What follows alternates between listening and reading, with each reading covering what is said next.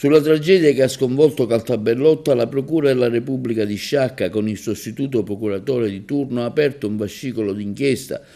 Sequestrata infatti l'abitazione di via Cappuccini, dove ieri pomeriggio è morto l'operaio Salvatore Benvari, di 47 anni, padre di 2 bambini di 12 e 8 anni, che è riuscito a portare in salvo prima di restare intrappolato nell'immobile avvolto dalle fiamme. La mamma della vittima invece è stata ricoverata al centro grandi ustioni del civico di Palermo.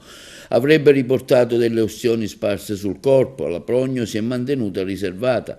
Ad apporre i sigilli sono stati i carabinieri della locale stazione della compagnia di Sciacca. Le cause che hanno innescato la scintilla iniziale non sono ancora chiare, privilegiati 2 ipotesi, un incidente e un improvviso cortocircuito.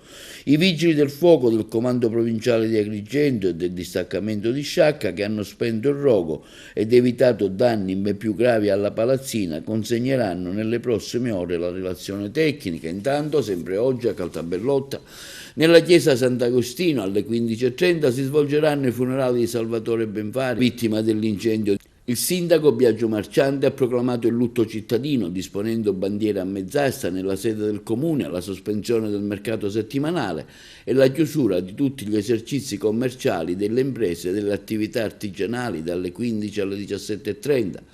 Il sindaco ha affermato come la nostra comunità, sconvolta e addolorata, piange la scomparsa di Salvatore e si stringe attorno alla sua famiglia.